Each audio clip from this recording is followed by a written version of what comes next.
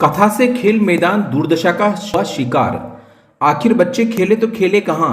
आप सभी ने कहावत तो जरूर सुनी होगी कि स्वस्थ शरीर में ही स्वस्थ मस्तिष्क का निर्माण होता है और शरीर को स्वस्थ रखने के लिए व्यायाम की जरूरत तो होती ही है, परंतु व्यायाम के लिए अब स्वच्छ मैदान रहा कहाँ। हम बात कर रहे हैं शहर के बीचों बीच राजकीय उच्च माध्यमिक विद्यालय राजेंद्र मार्ग में उस मैदान की, जहां पिछले दिनों एक भव्य कथा का आयोजन हुआ।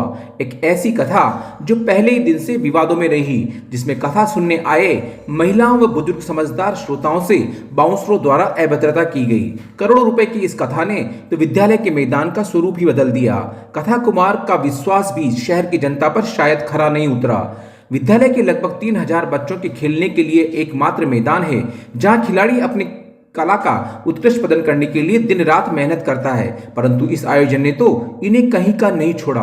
पिछले लगभग 15 दिनों से बच्चे खेल से दूर हो गए और शायद आने वाले 15 दिनों तक भी उन्हें खेल नसीब नहीं होगा।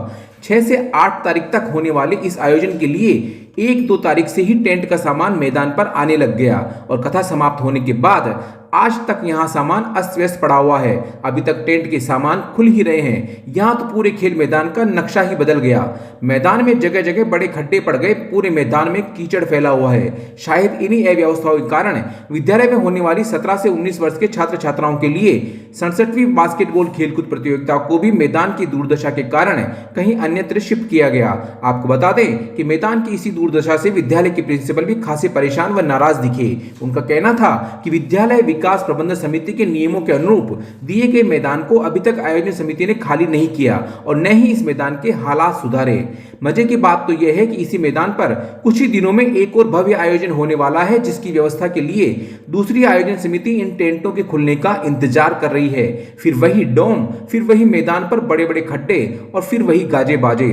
अब आप ही बताओ कि ऐसे आयोजन से कथाकारों व कलाकारों के तो वारे न्यारे हैं, परंतु 3 दिन के आयोजन से 13 दिन तक बच्चों के खेलों के नुकसान की भरपाई कौन करेगा।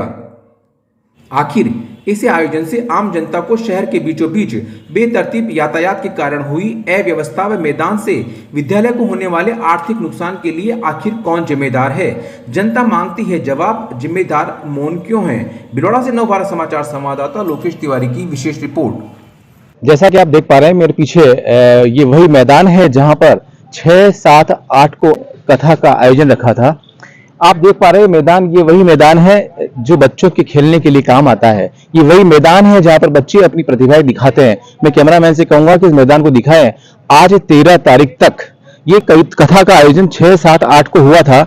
इस 6, 7, 8 के बाद में आज लगभग 5 दिन बीत जाने के बाद भी अभी तक इस मैदान की हालत दयनीय है, जिस पर ये बच्चे खेल नहीं पा रहे हैं। जैसा कि आप देख पा रहे हैं, अभी भी पूरे मैदान में क्रेनें लगी हुई है डोम को खाली करने के लिए।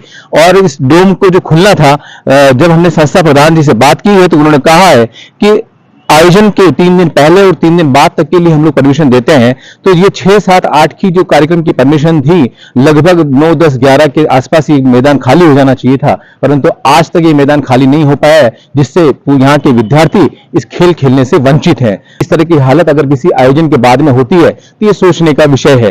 बिरोड़ा से नवभारत समाचार संवाददाता लोकेश तिवारी। श्याम सेवा समिति कथा समिति भीलवाड़ा द्वारा दिनांक 6, 7, 8 सितंबर 2023 को अपने अपने श्याम कथा का आयोजन स्थानीय खेल मैदान में किया गया और इस दौरान बारिश भी होने के कारण यहाँ का खेल मैदान थोड़ा क्षतिग्रस्त हो गया है। मैं आयोजन समिति एवं प्रशासन से निवेदन करूंगा कि इस खेल मैदान को सही करवाने की कृपा करें। एसडीएमसी नियमानुसार हम जब भी खेल मैदान उपलब्ध कराते हैं तो आयोजन के 3 दिन पहले और 3 दिन बाद का एसडीएमसी नियम है। एसडीएमसी नियमानुसार वाणिज्यिक गतिविधि के लिए 41,000 रुपए प्रतिदिन है और धार्मिक कार्यों के लिए 11,000 रुपए प्रतिदिन है। प्रशासन के द्वारा कोई कार्यक्रम होता है उनसे कोई शुल्क नहीं लिया जाता है। मैंने उनसे निवेदन किया इवेंट वालों से भी जल्दी खोलो, अभी बरसात के मौसम से कीचड़ भी हो रहा है, ग्राउंड खराब भी हो रहा है, तो बच्चे जो हमारे दूसरे विद्यालय का खेल मैदान उस पर अपना खेल का प्रदर्शन कर रहे हैं। जिन शर्तों के तहत दिया, अभी तक तो ग्राउंड खाली 12 तारीख को खाली हो जाना चाहिए, आज 13 तारीख हो गई है। लेकिन अभी समिति को एक पत्र लिखेंगे हम, और अगर आवश्यकता पड़ी तो जिला प्रशासन को भी निवेदन करेंगे।